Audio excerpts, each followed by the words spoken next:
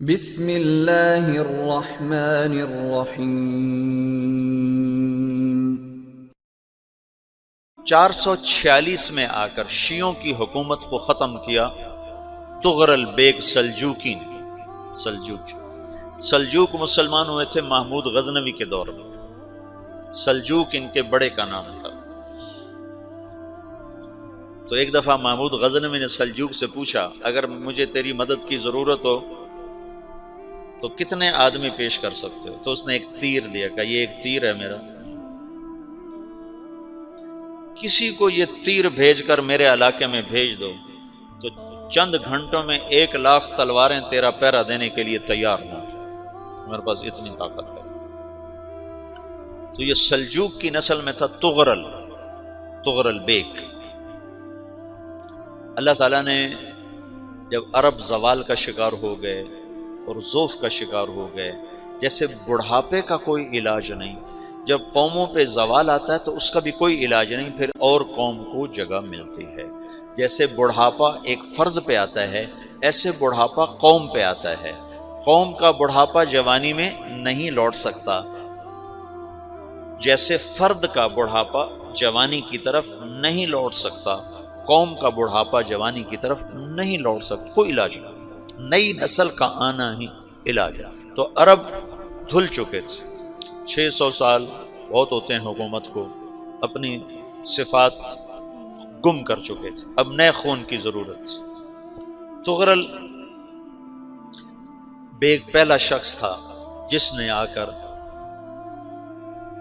اہل سنت والجماعت کو استحکام بخشا، شیعوں کی حکومت کو ختم کیا، بغداد سے، شام سے، ان سارے علاقوں سے۔ صلاح الدین ایوبی نے اسماعیلی شیعہ کی حکومت کو ختم کیا، مصر۔ العاضد ان کا آخری خلیفہ تھا۔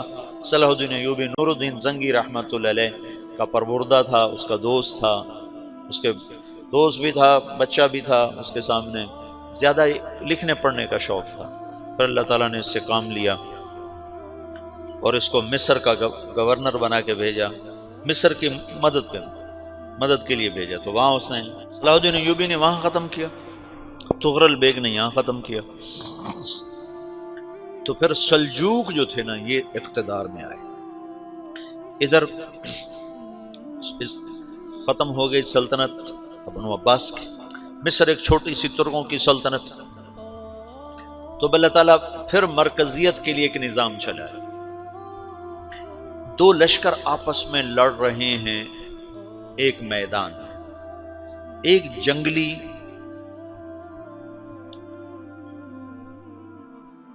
بدوؤں کا قافلہ، جنگل کے لوگ اپنے قبیلے کو لے کر، ایک جنگلی قبیلہ اپنے سردار کے ساتھ نقل مکانی کر رہا ہے ایک جگہ سے دوسری جگہ۔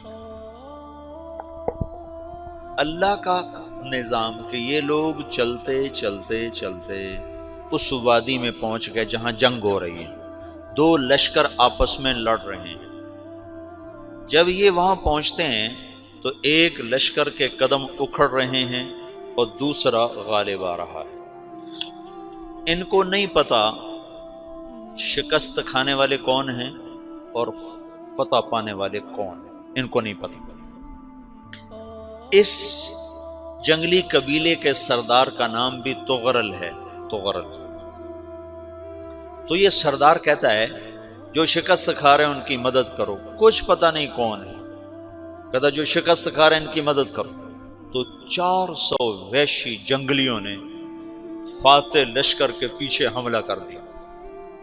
وہ تو ایک کافی ہوتا تھا، 400 دوڑ جب تلواریں پڑیں تو چند لمحوں میں نقشہ بدل گیا، بھاگنے والے جم گئے اور جمنے والے بھاگ پڑے۔ جب جنگ ختم ہوئی تو شکست خوردہ لشکر کے بادشاہ نے ان کو بلایا، اسے پوچھتا ہے مجھے جانتے ہو میں کون ہوں؟ کہا نہیں۔ کہا تو تم نے میری مدد کیوں کی؟ کہا انسانی ہمدردی کی وجہ سے، تمہیں شکست ہو رہی تھی اس لیے تمہاری مدد کی۔ پھر اس نے اپنا تعارف کرایا، میں ہوں سلیمان سلجوقی، ترکی کا بادشاہ۔ مسلمانوں کا لشکر تھا، اور تاتاریوں سے شکست کھا رہا تھا. تاتاری فتح پا رہے تھے، مسلمان شکست کھا رہے تھے. تو وہ اللہ کی غیبی مدد بن کر آئے. تو وہ اس سے کہتا ہے میرے ساتھ رہنا پسند کرو گے؟ تم نے میرے اوپر احسان کیا ہے، میں اس کا بدلہ دینا چاہتا ہوں، میرے ساتھ رہنا پسند کرو گے؟ کہنے لگا کر لوں گا. تو اس نے اس کو لے کر ترکی آیا، اور استنبول اس وقت روم کی حکومت میں تھا. اسے فتح کیا اس تغرل کے آگے چوتھے پانچویں پڑپوتے محمد فاتح نے. تو یہ استنبول ہے، یہ ترکی ہے، بیچ میں ایک چھوٹا سمندر ہے، یہاں ایک جاگیر ہے. تو سلطان سلیمان کہتا ہے یہ جاگیر تجھے وقف ہے، ادھر سے رومی مجھے تنگ کرتے ہیں حملے کر کر کے، تو میرا دفاع کرتے رہنا، یہ جاگیر تیری. اس جاگیر پہ اس نے اپنے قافلے کو آباد کر دیا، اپنے قبیلے کو، اور ایک چھوٹی سی حکومت بنا لی، جو ایک صوبہ سمجھو سلمان سلجوقی کا، وہ ایک چھوٹا سا صوبہ ہے. وہاں جب یہ رہ پڑا تو پھر یہ ایک شیخ کے بیت ہوتا ہے، وہاں شیخ طریقہ میں ان کے یہ بیت ہونے جاتا ہے. وہ اس کو رات اپنے پاس ٹھہراتا ہے، تو ایک کمرے میں ان کو ان کا خادم ٹھہراتا ہے. یہ جب کمرے میں جاتا ہے تو سامنے دیوار میں طاقچے پر قرآن پڑا ہوا ہے. تو یہ تغرل بیگ کہتا ہے یہ کیا ہے، یہ کیا ہے؟ تو وہ خادم کہتا ہے یہ کتاب اللہ ہے، قرآن ہے. اچھا. وہ اس کو وہاں چھوڑ کے باہر چلا جاتا ہے. وہ دیہاتی آدمی، جنگل کا رہنے والا، پہلی دفعہ زندگی میں قرآن دیکھا. وہ کہتا ہے یہ قرآن ہے، اللہ کی کتاب ہے، میں اللہ کی کتاب کے سامنے سو جاؤں، کتنی بے ادبی ہے. تو اس نے ایسے قرآن اٹھایا اور سر پہ رکھ لیا اور کھڑا ہو گیا. ساری رات قرآن سر پہ رکھ کے کھڑا رہا. رات کے پچھلے پہر اس کو خواب آیا،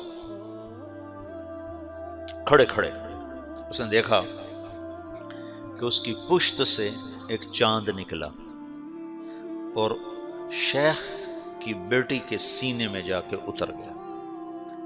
پھر اس لڑکی کے سینے سے ایک درخت نکلا جو پھیلتے پھیلتے پھیلتے 3 بر اعظم پہ چھا گیا، افریقہ پر، یورپ پر، ایشیا پر. پھر اس کی آنکھ کھل گئی، وہ کھڑا ہوا ہے. تو اس نے صبح یہ خواب اپنے شیخ کو سنایا. تو انہوں نے اپنی بیٹی اس کے نکاح میں دے دی. اس بیٹی سے ایک بچہ پیدا ہوا. تغرل بیگ نے اس کا نام رکھا عثمان. عثمانی ترک نام سنا ہوا، جو میں نے کل بتایا تھا کہ 1924 میں وہ خلافت ختم ہوئی. تو ایک بیٹا پیدا ہوا عثمان. عثمان نے پھر ایک نئی اسلامی حکومت کی بنیاد رکھی جو 1924 تک چلتی رہی. کوئی 800 سال یہ حکومت چلی. تو حکومت کا شیرازہ بکھرا لیکن پھر جڑ جاتا تھا، پر وہ قرن اول والا جوڑ کبھی نہ پیدا ہوا، ٹکڑے بن گئے. ان ٹکڑوں میں اللہ لوگ پیدا کرتا رہا جو دعوت دیتے رہے.